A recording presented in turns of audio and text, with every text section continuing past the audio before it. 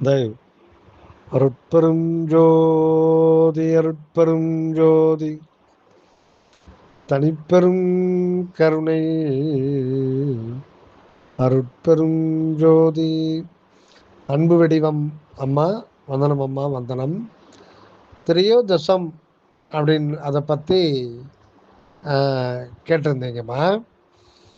இந்த திரையோதசம் அப்படின்றது சுத்த சன்மாத்தில் மிக மிக ஒரு முக்கியமான ஒரு நிலை. இது வள்ளல் பெருமான் 2-3 இடங்களில் நல்ல விளக்கம் கொடுத்துருக்காரு. அகவல்லியே அதை சொல்கிறார். திரையோதச நிலை சிவவெளி நடுவே வரை ஓத அரு சுக வாழ்க்கை மெய்ப்பொருளே. திரையோதச நிலை சிவவெளி நடுவே வரையோதரு சுக வாழ்க்கை மெய்ப்பொருளே அப்படின்றார். வரையோதருன்னா வரை ஓத அரு, அருன்னா அருமையான, அறிய முடியாத, வரைன்னா அதனுடைய எல்லை, வரை ஓத அரு சுக வாழ்க்கை. அங்கே அந்த திரையோதச நிலையில ஆகிய சிவவெளியிலே அனுபவமாகின்ற அந்த சுகம் இப்படி அப்படி என்று சொல்லால் விளக்கிட முடியாது, மனதாலும் கற்பனை செய்து பார்க்க முடியாது. அப்பேற்பட்ட ஒரு எல்லையற்ற சுகம் அனுபவமாகின்ற இடம் சிவவெளி. அந்த சிவவெளி 13 என்ற எண்ணினாலே குறிக்கப்படுகிறது. அது என்ன, அந்த சிவவெளியை 13 அப்படின்ற எண்ணால குறிக்கணும்? 13 எண்ணுக்கும் அந்த சிவவெளிக்கும் என்ன சம்பந்தம் அப்படின்னு நம்ம கேட்கலாம். அது ஏன் அது 13 அப்படின்ற ஒரு நிலையை குறிச்சிருக்காங்கன்னா, அது இந்த மனித உடம்புல தான் அந்த சிவவெளி, அனுபவ வெளி, அந்த சுக வாழ்க்கை என்ற ஒரு நிலை இருக்கு. இப்பவும் இருக்கு. அது ஒவ்வொருத்தருக்கும் இல்லை. எறும்புக்குள்ள கூட அது தலை நடுவில் அந்த சிவவெளி அப்படின்ற ஒன்று இருக்கு. அது அந்த தேகத்தில், அந்த சூழ்நிலையில் அந்த நிலையை அது கண்டுகொள்ள முடியாது. ஆனால் மனிதனுக்கு மட்டும் இந்த உடல் 96 தத்துவ நிறைவு பூர்த்தியாகி அதுக்குரிய ஒரு எலிஜிபிலிட்டி கிடைச்சிருக்கு இந்த மனித தேகம். இந்த மனித தேகம் பெற்ற யார் வேண்டுமானாலும் அந்த திரையோதச சிவவெளிக்கு புகுந்து அந்த எக்காலும் தடைபடாத அந்த பேரின்ப வாழ்விலே திளைக்கலாம்.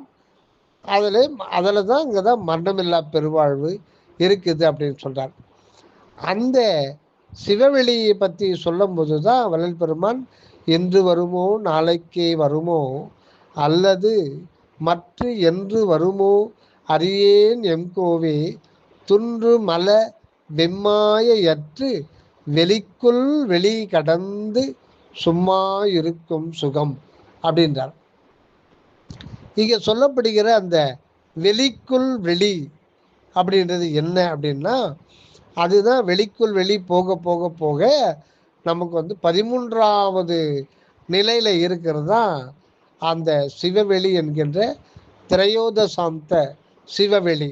அந்த சிவவெளி எப்படி சொல்கிறாருன்னா, திரையோதசாந்த சிவவெளி அப்படின்னு சொல்கிறார். அது 13 என்ற எண்ணை குறிக்கிறதுக்கு காரணம், இந்த பௌதிக உடம்புல தான் மனிதன் தான் அதை அனுபவிக்க முடியும்.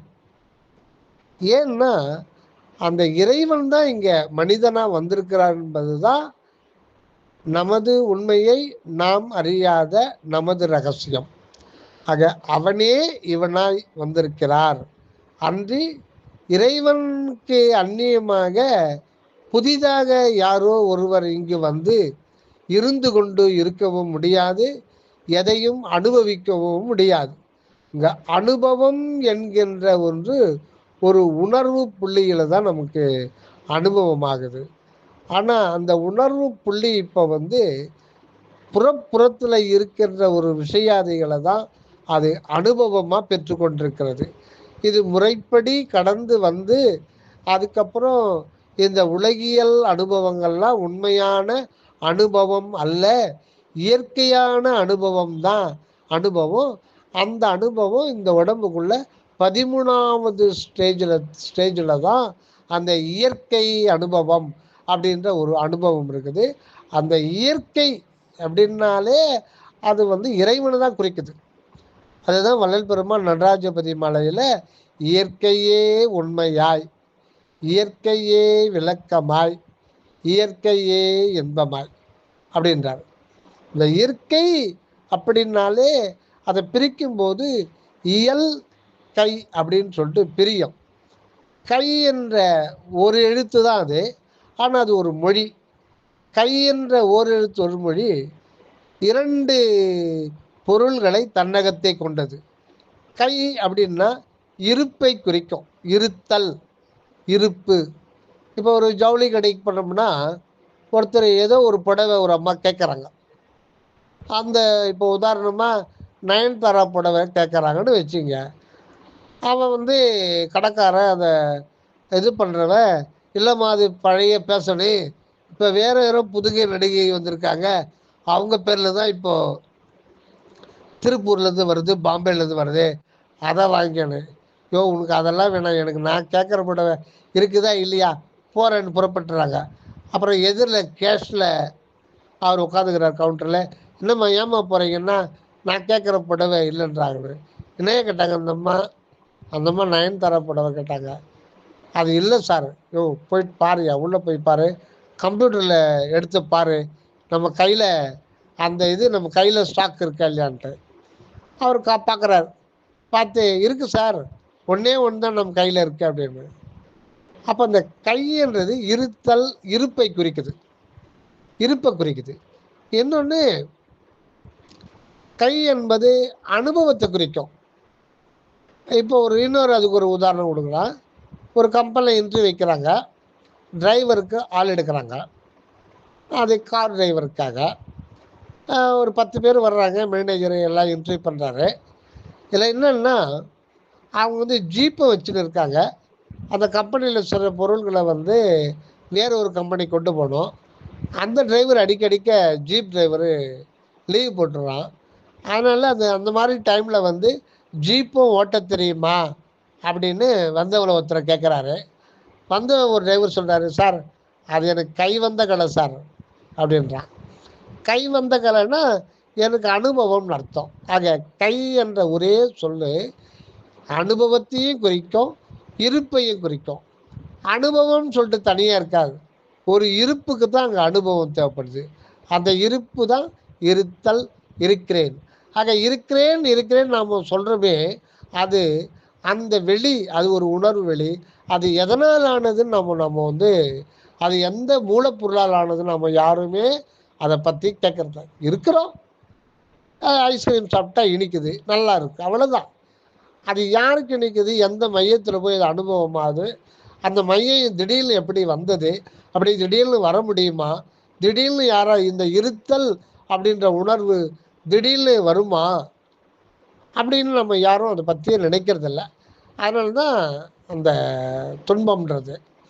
ஆக அந்த சத்து பொருள் தான் இருக்க முடியுமே தவிர வேறு யாரும் இருக்கிறேன்னு சொல்ல முடியாது. ஆனால் அது நமக்கு தெரியல.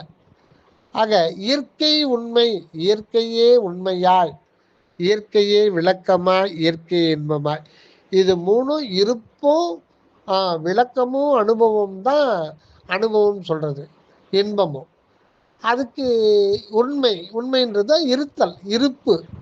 அதான் மாணிக்க வாசகர் கடைமுறை என்னையும் இருப்பது ஆக்கினன், கடைமுறை என்னையும் இருப்பு அது ஆக்கினன் அப்படின்னு பாடுறார். வள்ளல் பெருமானும் எப்பாலும் எக்காலும் இருத்தலே பெற்றேன் அப்படின்றார். இது எதை ஆதாரமாக கொண்டதுன்னா, இருத்தல் என்பது முழுக்க முழுக்க அந்த இறைவனுக்கே சொந்தமானதே ஒழிய புதுசாக வேற யாரும் இருக்க முடியாது. ஆக இருத்தல் இருத்தல் இருக்கிறேன்னு நம்ம சொல்றதெல்லாம் எந்த மூலப்பொருளால் ஆனது அப்படின்னா, அது இயற்கை உண்மை என்கின்ற அன்பு தத்துவத்தால் ஆனது. அதுதான் தன்னை இருக்கிறேன் அப்படின்ற ஒரு ஒவ்வொருத்தருக்குள்ளவும் தன்னை தன்மை நிலையில் வைத்திருக்குது. தன்மை அந்த நிலையில் தான் வச்சிருக்கு.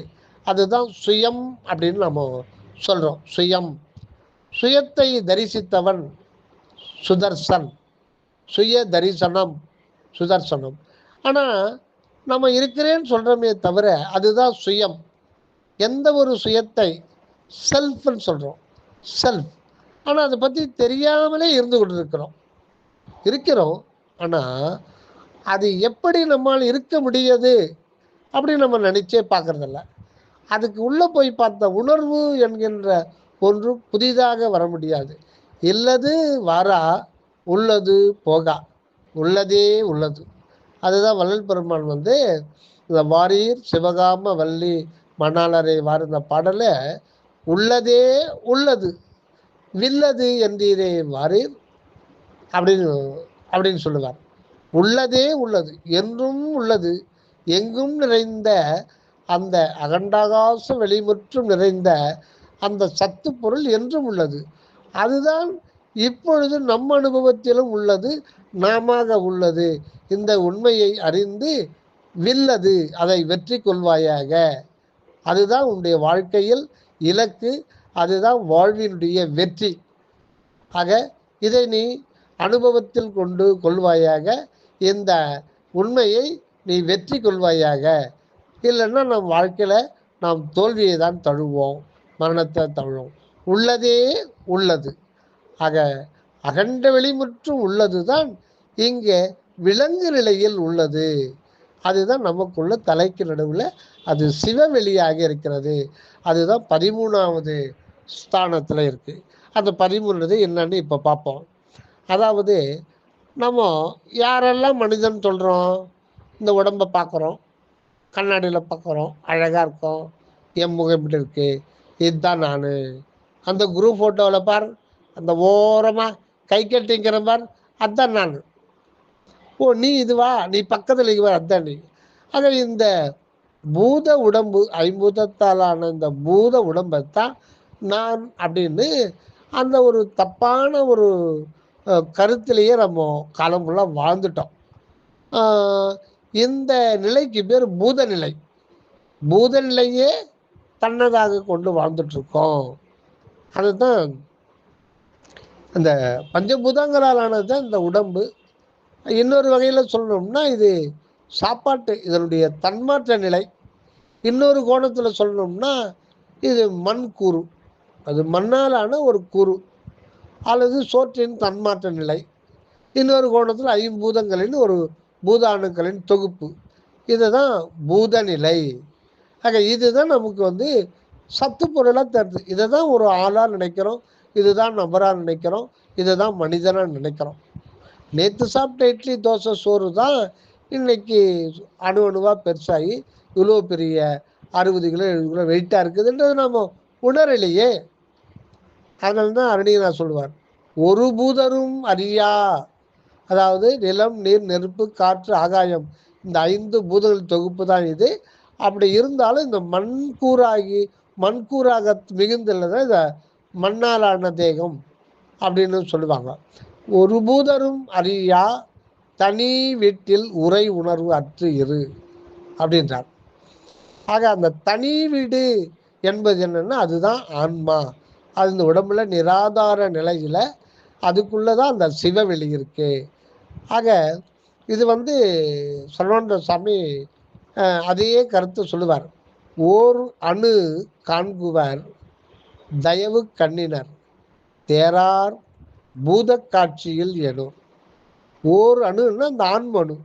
இதுதான் வள்ளல் பெருமான் உபதேச குறிப்பில் சொல்லும் பொழுது, இந்த தேகத்தில், இந்த பௌதிக உடம்பில் இருக்கின்ற, அங்க பாருங்க முக்கியமான ஒரு வார்த்தை, இருக்கின்ற, இந்த இருத்தல், இருக்கிறேன் அப்படின்ற அந்த சுயம், இருக்கின்ற நான் யார் எனில், வள்ளல் பெருமானை கேள்வி கேட்டு நான் ஆன்மா, அணு வடிவினன் மேற்படி ஆன்மா இந்த புரோமதிக்கு உள்ளீடாக நிராதார நிலைய ஒரு கோடி சூரிய பிரகாசத்தை போல், அதை போல், அது மாதிரின்னு அர்த்தம் இல்லை. ஏன்னா அங்கே அது ஒரு வெளிதான், அது ஒரு ஆன்மாகாசம். அந்த ஒரு அது போல நம்ம அது இது பண்ணுறார். அணுவடிவினன், அணுத்துவமானது. அந்த ஒரு அணுவடிவம் அதுதான் 13வது நிலையில் இருக்கு.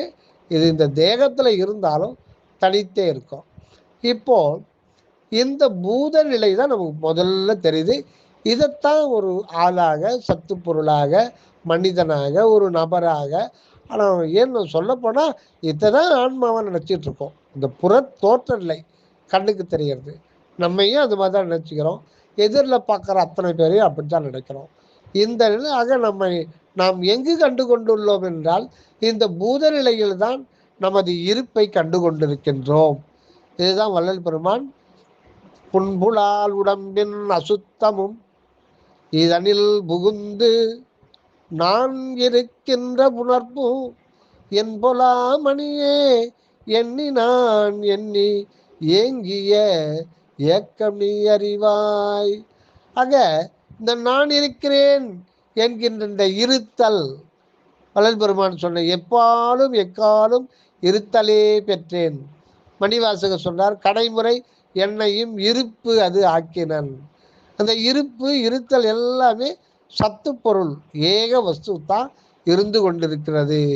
அதை தவிர அது கண்ணியமாக புதிதாக வேறு எதுவோ, வேறு எந்த உயிரோ, வேறு எந்த மனிதரோ வருகிறார்கள், இருக்கிறார்கள், போகிறார்கள் என்பதெல்லாம் மாயா தோற்றம். உள்ளதே உள்ளது, அதை வில்லது, அது உள்ள போய் தான் பார்க்கணும். ஆக இந்த பூத நிலையத்தான், இந்த பூத உடலில் தான் என்னை நான் கண்டு கொண்டுகிறேன். இதிலே புன்புலால் உடம்பின் அசுத்தமும் இதனில் புகுந்து புகுந்து அப்படின்னும் பொழுது நாம் இருக்கிற இடம் வேறன்னு அந்த வார்த்தையே சொல்லுது. இதில் புகுந்துட்டோம். நாம் எங்கே இருக்கிறோம் அதையும் சொல்றார். இருந்த திசை சொல்ல அறியேன். நான் எங்கே இருக்கிறனோ அந்த இடம் தெரியல. கிழக்கு மேற்கு வடக்கு எதுவும் தெரியாத ஒரு புது ஊரில் நான் வந்திருக்கேன், வேற ஒரு இடத்துக்கு வந்துட்டேன். ஆனால் உண்மையில் நான் எங்கே இருக்கிறனோ அந்த இடத்த நான் சொல்ல தெரியல. இருந்த திசை சொல்ல அறியேன். ஆக அந்த ஒரு நிலையில தான் நம்ம இருக்கிறோம். ஆக நாம் எதுவாக இருக்கிறோமோ அதுவாக இருந்தாலே இன்பம் தான், ஆனந்தம் தான்.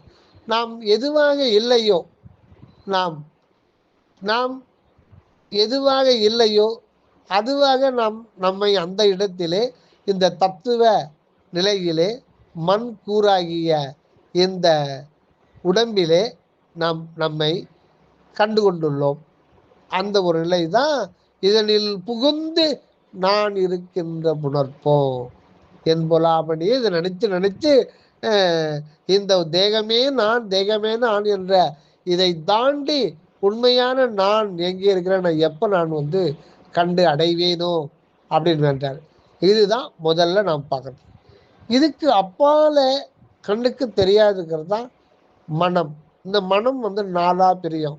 மனம், புத்தி, சித்தம், அகங்காரமான 4 பிரியும். இதை கரணம் அப்படின்னு சொல்லுவாங்க.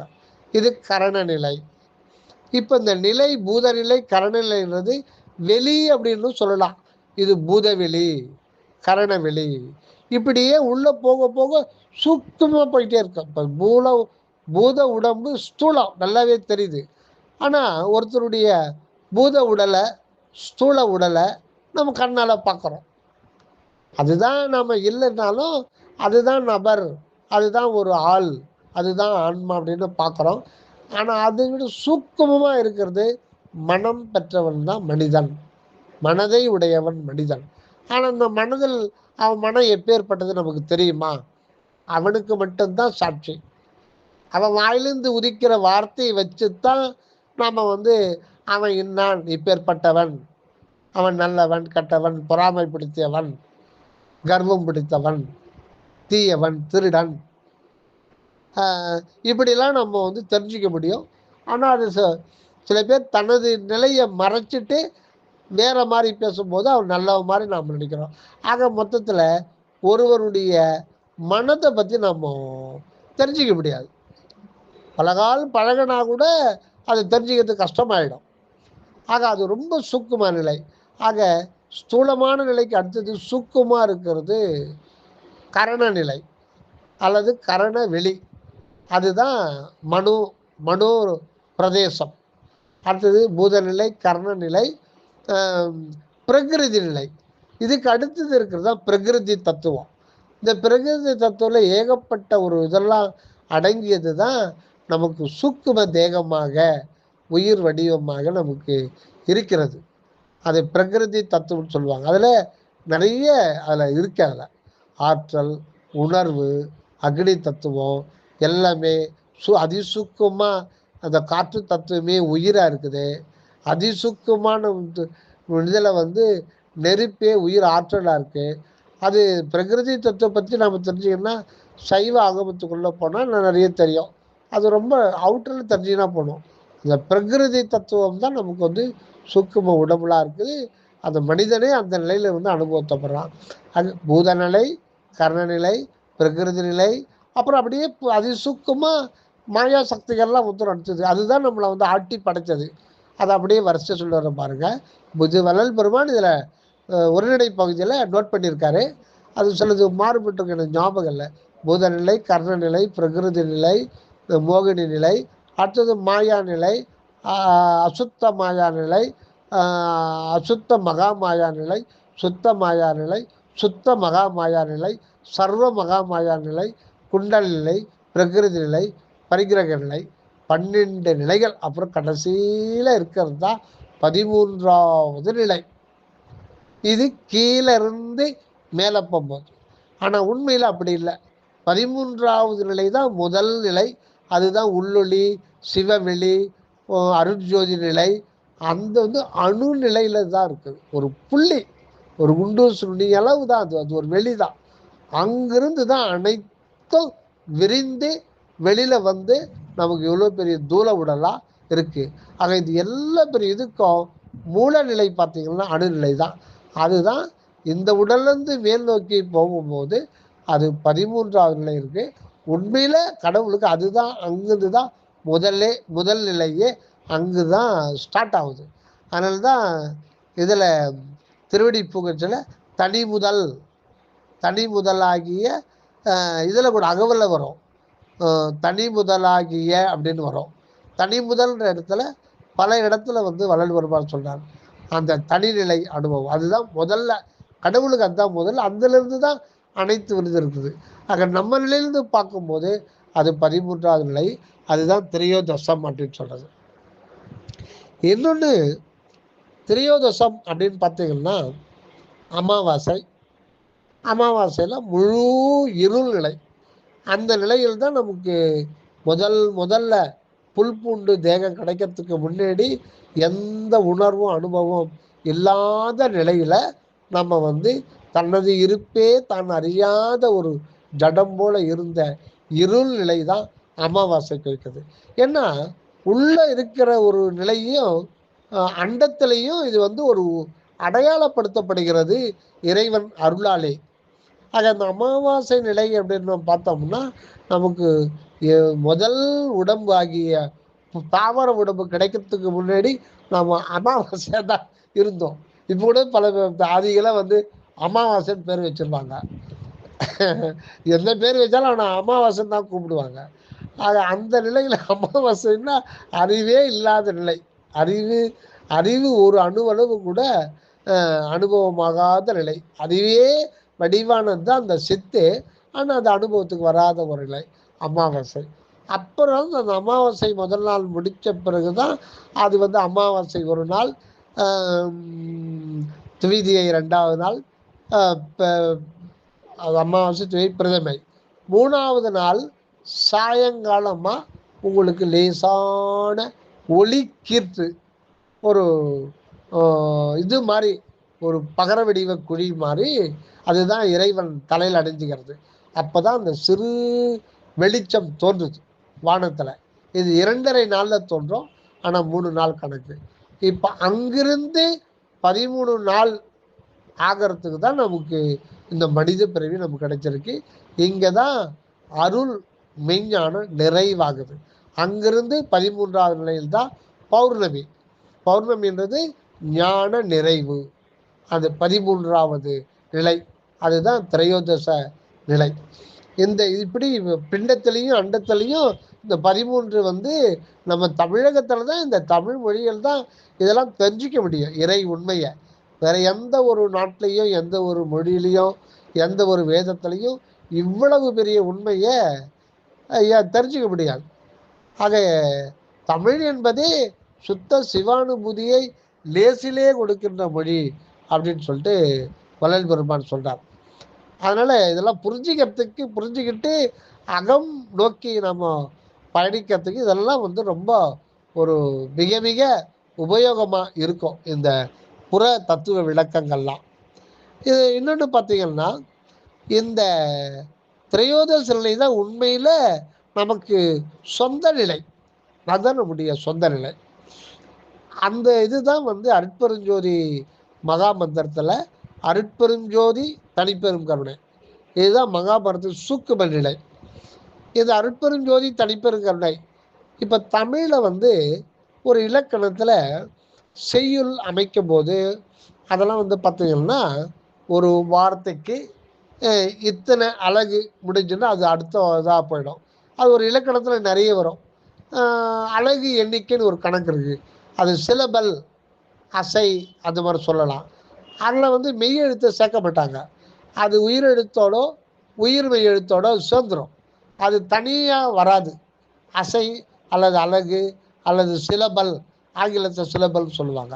அப்படி பார்க்கும்போது அருட்பெருஞ்சோதியில் அ, ருட், பே, ருஞ், ஜோ, தி 6 அசை. தனிப்பெருங்கருளில் த, நிப், பே, ரூங், க, ரு, மெய் 7 அசை. 6 + 7 = 13 அசை. அது இயற்கையாகவே அமைஞ்சிருக்கு. அருட்பெருஞ்சோதி தனிப்பெரும் கருணை நிலை அதுதான் நம்முடைய அக வடிவமாக இருக்கிறது. அந்த இருப்பும் அனுபவம் சார்ந்தது. அன்பு இருப்பும் அவருடைய தன்மையாகிய அருள் உணர்வும் தான் ஆன்மாவா இருக்கு. அதுதான் நம்முடைய உண்மையான நித்திய சத்திய வடிவம், அருட்ஜோதி என்கின்ற அக வடிவம். அதுதான் நம்முடைய உண்மையா இருக்கு. அதிலிருந்து நழிவிட்டு தான் இந்த அசுத்த புன்புலால் உடம்பில் அசுத்த உடம்பிலே புகுந்து எங்கே இருக்க வேண்டியவன் நான் இங்கே இருக்கிறேன், எப்படி இருந்தண்டா இப்படி ஆயிட்டண்டா அப்படின்ற மாதிரி தான் நம்ம கதையில் இருக்கு. எப்படி இருந்தண்டா, எப்படி இருக்க வேண்டியவன்டா, இப்படி ஆயிட்டேன்னா வியர்வையும் அழுக்கும் மலமோ இந்த உடம்பை நான் என்று இருந்தேனே, மலத்தும் தளத்தும் புகுந்தேனே, குருவை வியர்வை குருதியில் கிடந்தேனே, நானென இவ்வுடலை ஏன் இருந்தேன், அப்படி இருக்கவே தோலும் தசையும் நான் தானோ. ஆக இந்த நிலை மாறணும், மாறித்தான் ஆக வேண்டும். மாறுறதுக்காக தான் நமக்கு வந்து மாறி நித்திய வாழ்வில் நிலை கொள்வதற்காகத்தான் இந்த பிறவி நமக்கு வழங்கப்பட்டிருக்கிறது. அப்போ அதுக்கு நாம இசையில இறைவன் இசைந்திருக்கிறார், நமக்கு இந்த தேகத்தை இசைத்து கொடுத்திருக்கிறார். அப்படி இசையாத போதுதான் நமக்கு சோதனை கொடுத்து தட்டி தூக்கி திருத்த பார்க்கிறார். ஆக இந்த நிலை தான் நம்முடைய 13வது நிலை தான் உண்மையான நிலை. இன்னும் பல விளக்கத்தை திண்டுக்கல் சுவாமி தயாநிதி சரணானந்தா அற்புதமான விளக்கத்தை கொடுக்குறாரு. இதே திரையோத சாந்தத்துக்கு முன்னாடி துவாத சாந்தம்னு ஒரு அனுபவம் இருக்கு. ரெண்டுமே வந்து ஆன்மாவில் அனுபவப்படுறது தான். அதுக்கு முன்னாடி உபசாந்தம்னு இருக்கு. அதை பற்றி ஒரு சுருக்கமாக பார்ப்போம். அதாவது சாந்தம் அந்தம், திரையோத சாந்தம்ன்ற வார்த்தைக்குள்ள அந்தம் அப்படின்ற ஒரு உச்சரிப்பை வந்துடுது, சாந்தம் அப்படின்ற ஒரு உச்சரிப்பு வந்து. சாந்தம்னா பேரமைதி, அமைதியான ஒரு நிலை, பேரமைதி. அந்த அமைதியில தான் ஆனந்தம் அனுபவப்படும். அந்த சலனமற்ற நிலை, சுத்த அருள் உணர்வு நிலை தான் அமைதி. ஆக ஆன்மாவுக்கு முடிவான நிலையை தான் அந்த நிலைன்னு சொல்றது. அந்தம்னா முடிவான நிலை. இப்போ நம்மளாம் கடைசியில் எந்த நிலையில் போய் நம்ம வாழ்க்கை வந்து நிலை கொள்ளோம்னா அது ஒரு ஸ்டாப் டெஸ்டினேஷன், அதுதான் அந்தம். அந்த அந்தம் எதுதான் திரையோத சாந்தம். அது சாந்தம்னு வந்துடும். அந்தம் அதுதான் ஆன்மாவுக்கு அந்த நிலை, அதுதான் ஆன்மாவுக்கு அந்த நிலை, அதுதான் ஆனந்தம். இது சுவாமி சரணானந்த அவர்கள் சொல்லுகின்ற அற்புதமான ஒரு விளக்கம். ஆனந்தம் ஆனந்தம் அப்படின்றீங்க. அப்படின்னா என்ன? ஆண் என்கின்ற ஆன்மாவுக்கு அந்த நிலை அதுதான் ஆனந்தம். நாம் அனுபவிக்கிறதுலாம் ஆனந்தம் அல்ல, மயக்க இன்பம். மயக்க மருள் மயக்க மாயா இன்பம். இதிலே உண்மை எதுவும் கிடையாது. பொய் பொய் மாயா, இருள் மருள் மயக்க மாயா இன்பம் அப்படின்னு சொன்ன அந்த சாமி இதுக்கு ஒரு டெஃபினிஷன் கொடுப்பாங்க. நாம் அனுபவிக்கிறோம் மருள் நிலை, மருள் மயக்க மாயா இன்பம் அப்படின்னு சொல்வார். ஆக உண்மை என்று அருள் இன்பம் அது இயற்கையாக உள்ளே இருப்பது. இப்போ நம்ம ஒரு இன்பத்தை அனுபவிக்கணும்னா புறத்தில் பொருள் தேவைப்படும். கையில் காசு வாயில் தோசைன்ற மாதிரி தான். காசு இல்லைன்னா இன்பத்தை அனுபவிக்க முடியாது. ஒரு ஹோட்டலில் போய் மசாலா தோசை சாப்பிடணும், இன்பமாக இருக்கணும்னா உங்களுக்கு காசு வேணும். ஆக ஏன்னா நம்ம அனுபவிக்கிற இன்பம் புறத்திலிருந்து உள்நோக்கி செல்கிறது. ஆனால் ஆனந்தம்னு அப்படி இல்லை, அது ஏற்கனவே உள்ளுக்குள்ளே இருக்குது, அதை நம்ம வெளிப்படுத்திக்காமல் இருக்கோம். ஆனால் அது வந்து நித்தியமாகவே இருக்கும். நித்தியமானது, நிலையானது, சத்தியமானது, அகண்டமானது, அன்பானது, அருள் உணர்வானது, அந்த நிலை. ஆக திரையோதசாந்தம் அதுக்கு துவாதசாந்தம்னா துவாதசம். துவம்னா 2, தசம்னா 10. அதாவது துவதசம்னா தசம்னா 10, 10ன்னா ஆன்மா. 10ன்ற ஒரு எழுத்து ஆன்மாவை குறிக்கும். அந்த அதுதான் வள்ளல் பெருமான் எது முதல் சாலைக்கு ஆண்டவர் போகின்ற 10 தினங்களாகிய கொஞ்ச காலம் வரையில் நீங்கள் நல்ல விசாரணையோடு இருந்து வாருங்கள். இந்த 10 தினம் அப்படின்றது எதுன்னா 10ன்னா ஆன்மா, ஆன்மானுபவம், இயற்கை உண்மையாகிய ஆன்மானுபவம். இதுதான் யா அப்படின்ற ஒரு எழுத்தால் சைவ சித்தாந்தத்தில் சொல்லப்பட்டிருக்கிறது. நம்ம ஏறால் நிலை விசை ஏற்றிவிட்டது யாதெனில் தயவு. அதில் நடுவில் இருக்கிறதே யா என்கின்ற 10ஆகிய ஆன்மானுபவம். இதுதான் தை பிறந்தால் வழி பிறக்கும். தை என்கின்றது இணைத்தல், சேர்தல், இறைவோடு ஒன்று விடல. அந்த தை மாதம் கூட தமிழ் மாதத்தில் 10வது மாதமாக வரும். ஆக நம்ம வந்து 10ஆகிய சுத்த அருட்ஜோதி ஆன்ம சொரூபியாக உள்ளே பிறக்க வேண்டும். அது பிறந்தால்தான் நம் வாழ்வதற்கு வழி பிறக்கும். அப்படின்றது தான் தை பிறந்தால் வழி பிறக்கும். இன்னொன்று தை என்ன? இணை, இறைவனோடு உன்னை இணைத்து விட வேண்டும். அதுதான் 8ஓடு 2 சேர்த்து என்று கேட்கின்றார். 8ஓடு 2 சேர்த்து என்னவும் அறியீர், எத்துணை கொள்கின்றீர் பித்துலகிறே. அந்த 2ன்றது 2ஆகி நிற்கின்ற இந்த ஜீவான்மா என்பது உண்மையிலே ஆண்டவருடைய இன்னொரு 2வது நிலை. அதோடு இருக்கிறது அவருடைய நிலை தான். தன்னைத்தானே அனுபவிப்பதற்காக அவரே ஜீவான்மாக இருக்கிறார். ஆக துவம் தசம்னா ஜீவான்மா பரமான்மா 2மே இணையாதே இணைந்து ஒன்றென இருக்கின்ற ஒரு நிலை தான். அந்த ஒரு நிலை தான் வந்து உண்மையான நிலை. அதுவே பரமான்மாவும் ஜீவான்மாவும் இருந்து தனக்கு தானே தன்னை உணர்த்தி தன்னையே தான் அனுபவிக்கிற நிலை தான் ஆன்ம நிலை. இதுதான் துவாதசாந்தம். அதுலேயே இருக்கிறது தான், அதுக்குள்ளவே இருக்கிறது தான் அருள் அனுபவம். அது திரையோதசாந்தம். இந்த நிலையை பெற்றுக்கொள்ளுவதற்கு முன்னாடி இறைவன் வந்து அந்த ஆன்மாவுக்கு நிராசை நிலையை அருளுகின்றார். நிராசை நிலையை அருளி அது அமைதியான ஒரு நிலையில் கொண்டு வந்து நிறுத்துறார். அப்போ தான் இந்த சாதனை பண்ண முடியும். இதுக்கு பேர் உபசாந்தம். உபசாந்தம், துவாதசாந்தம், திரையோதசாந்தம். இந்த உபசாந்தத்தை வந்து இன்னொரு வகையில் சொல்லும் பொழுது அந்த ஆத்ம சாதகன் வந்து பக்குவ நிலைக்கு வந்த பிறகு முதல்ல நிராசை நிலையும் அமைதியும் ஒரே இலக்க நோக்கி பயணிக்கின்ற ஒரு அமைதியான வாழ்முறை அமைத்து கொடுக்கிறார். இந்த நிலைக்கு பேர் உபசாந்தம். இந்த உபசாந்தத்தை பற்றி வள்ளல் பெருமான் சொல்லுகின்ற போது திருவடி புகழ்ச்சியில் தவாத சாந்தம் சொல்லுவார். சாந்தம்னா அமைதி. தவாத அப்படின்னா தவுதல் அப்படின்னா நீங்குதல், நீங்கி விடுதல். தவாதன்னா நீங்காத ஒரு அமைதி, நிரந்தரமான ஒரு அமைதி நிலையை அந்த ஆத்ம சாதகனுக்கு ஆண்டவருடைய அருள் கொடுத்து விடுகிறது. அவன் பாதை செம்மையாக்கி விட்டுகிறது. அவன் பாட்டுக்கு அவன் மேலேறி சென்று கொண்டே இருப்பான். ஆக தவாத சாந்தம், துவாத சாந்தம், திரையோதசாந்தம் இதெல்லாம் படிநிலைகளாக இருக்கிறது. தெய்வம்மா நன்றி, வந்தனம். இந்த கருத்தை நமக்கு தயவோடு திரு அருட்பாவில் உள்ள கருத்தை தான் இதை தயவோடு நமக்கு தெரிவித்தருள்வர் நமது தயாநிதி சுவாமி சரவணானந்தா அவர்கள். அவருடைய திருவடிகளுக்கு நன்றி சொல்லிவிட்டு இத்துடன் சக்தி சாரத்தை முடித்துக்கொள்வோம். நன்றி. தெய்வம்மா வந்தனம், வந்தனம்.